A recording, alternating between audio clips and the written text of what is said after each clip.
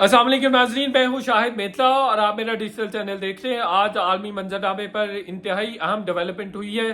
फ़लस्तीन के मज़ाहमती group Hamas की जानिब से इसराइल के मकबूजा इलाकों में एक बहुत ज़बरदस्त हमला किया गया है और ये हमला ज़मीनी, समंदरी और फ़ज़ाई बल्कि ज़ेर ज़मीन भी किया गया है और तमाम जगहों से हमला किया गया है। और इस हमले ने दुनिया को हैरान और परेशान कर दिया और ये कहा जा रहा है कि इंटेलिजेंस की तारीख में इतना बड़ा फेलियर, इंटेलिजेंस का इतना बड़ा फेलियर कभी नहीं हुआ है कि इतने बड़े हमले की तैयारी की जा रही थी, मनसूबाबंदी की जा रही थी, लेकिन इसराइल की इंटेलिजेंस एजेंसी जिनके बारे में ये दावा किया जाता है बहुत फाल हैं, बहुत एक्टिव हैं और उनके बहुत ज़्यादा स्पाइंग नेटवर्क्स जो हैं वो बड़े ज़बरदस्त तरीके से काम करते हैं, लेकिन उनको कानो कान खबर ना हो सकी। इतना ज़बरदस्त तरीके से हमास ने ये हमला प्लान किया है। हमास ने ये दावा किया है कि 5,000 के करीब उन्होंने रॉकेट्स फायर किए हैं, जो कि न सिर्फ जो इसराइली आबादकार बस्तियां हैं वहाँ पर ये रॉकेट्स फायर किए गए हैं, बल्कि इसराइली इलाकों में जो शहर हैं, इसराइल के देहात वगैरह हैं, वहाँ पर भी ये रॉकेट फायर किए गए, जिसके नतीजे में 100 के करीब इसराइली हलाक हो चुके हैं, 900 के करीब जख्मी हैं। दूसरी जानिब से इसराइल ने भी रिटेलिएट किया और ये 200 के करीब फ़लस्तीनियों को शहीद कर दिया और 1000 के करीब फ़लस्तीनी जख्मी भी हैं।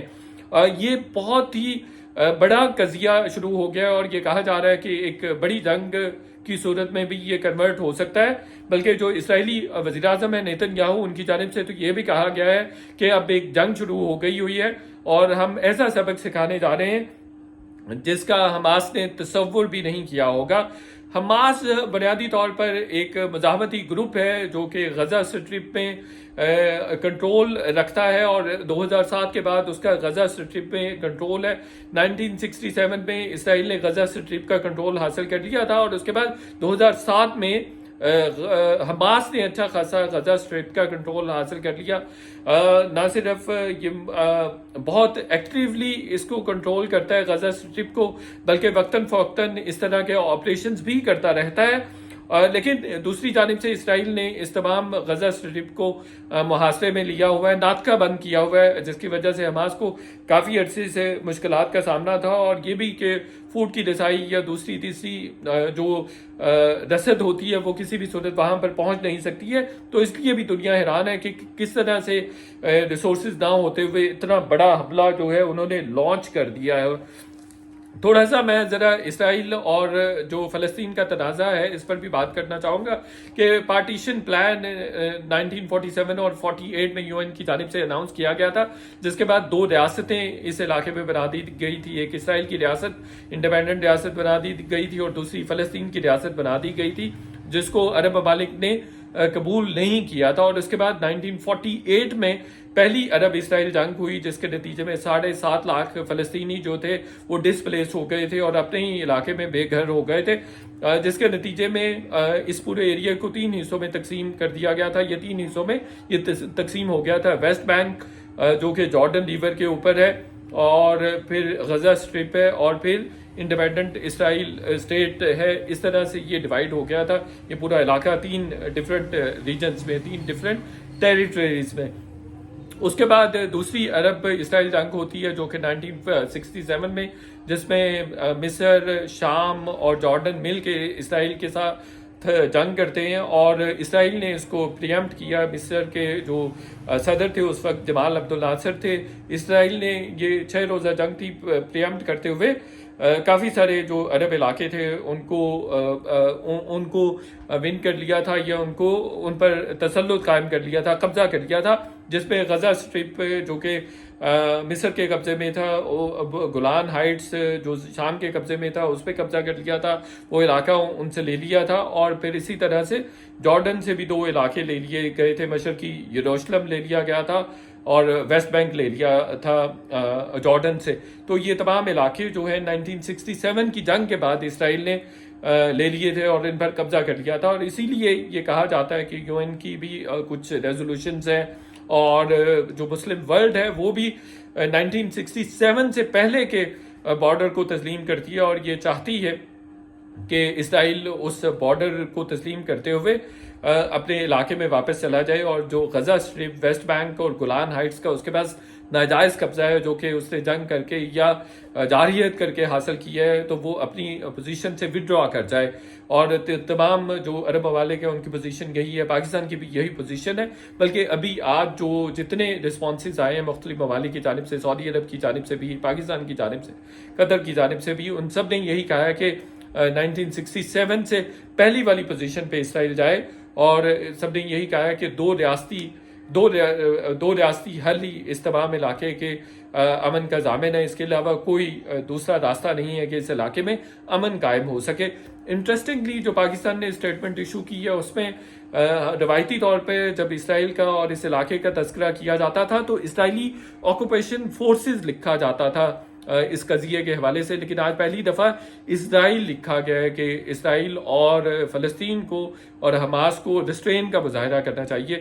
تو جو ٹریڈیشنل پوزیشن تھی پاکستان کی, پاکستان بہرحال اس پوزیشن سے وڈرا کیا ہے.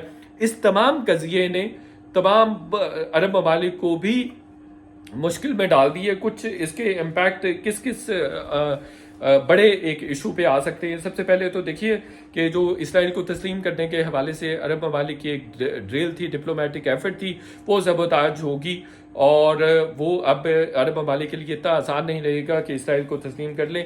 کچھ دن پہلے MBS نے ایک ٹیلی ویژن چینل میں بھی کہا تھا, انٹرویو میں کہا تھا کہ وہ اسرائیل اور فلسطین کے تنازع کے حل کے بہت قریب ہیں, لیکن وہ بھی اتنا آسان اب نہیں رہے گا. پھر ایران سعودی عرب کے جو معاملات بہتر ہوئے تھے, اب مغرب کی جانب سے یہ بھی کہا جائے گا کہ حماس کے پیچھے ایران ہے, تو اس لیے ایران سے فاصلہ کیا جائے سعودی عرب کی جانب سے. سعودی عرب کو پریشرائز بھی کیا جا سکتا ہے, اور سعودی عرب جو اپنا انفلوئنس یوز کر سکتا تھا یا ریکگنائز کر سکتا تھا اسرائیل کو, اب اس کے لیے بھی مشکلات ہوں گی, اور جس کے نتیجے میں پاکستان نے بھی ڈاؤن دی لائن جا کے اسرائیل کو تسلیم کرنا تھا. اس حوالے سے میرے پاس بڑی سال کی کلیکٹ کی ہوئی انفارمیشن ہے, وہ میں پھر کسی وقت آپ کے سامنے کسی اور ویلاگ میں رکھوں گا.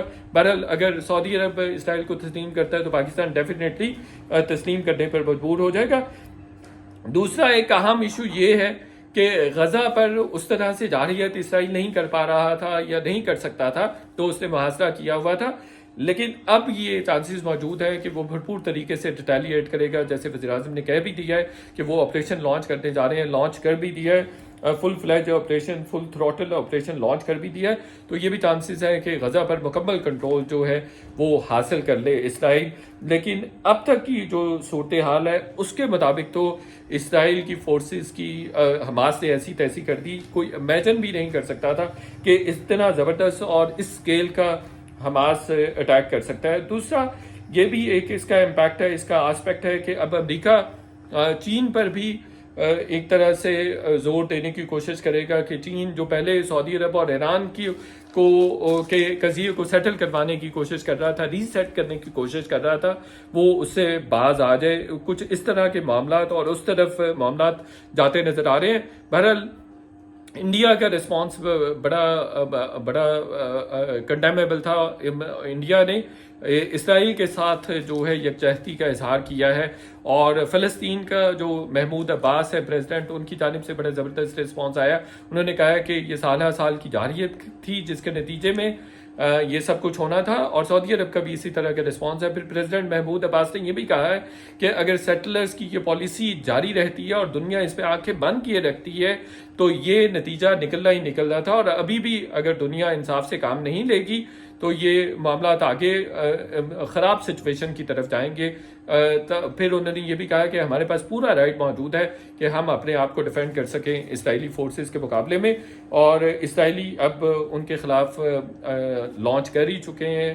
وزارت داخلہ کا جو فلسطینی وزارت داخلہ کا ہیڈ آفس ہے اس کو بھی تباہ کر دیا گیا ہے. اس طرح کی رپورٹس آ رہی ہیں. ڈیولپنگ سٹوری ہے, 2-3 جنگیں ہو چکی ہیں عرب اسرائیل کی. اب تمام ممالک کہہ رہے ہیں کہ اسکلیشن کو کم کیا جائے, لیکن یہ مجھے اتنی آسانی سے یہ مسئلہ اور اسکلیشن جو ہے یہ کم نہیں ہوتی نظر آ رہی, چونکہ نظر آ رہا ہے کہ جس طرح کا حماس نے کوارڈینیٹڈ حملہ کیا ہے اس کے پاس بہرحال کوئی نہ کوئی ڈیپتھ موجود ہے. بلکہ وہ تو تمام مسلم ممالک کو کہہ رہے ہیں کہ آپ ہمارا ساتھ دیں, تاکہ یہی موقع ہے کہ ہم فلسطین کو آزاد کروا سکتے ہیں. اور پاکستان کے لیے بھی مشکلات پیدا ہو رہی ہیں, چونکہ پاکستان بھی کہیں نہ کہیں جو سعودی عرب کی پوزیشن تھی یا عرب ممالک کی پوزیشن تھی اس طرف بڑھ رہا تھا. تو ویلاگ دیکھنے کا بہت شکریہ. آپ سے ریکویسٹ ہے کہ چینل کو سبسکرائب کریں تاکہ اس طرح کی انفارمیشن آپ تک پہنچتی رہے. Thank you so much.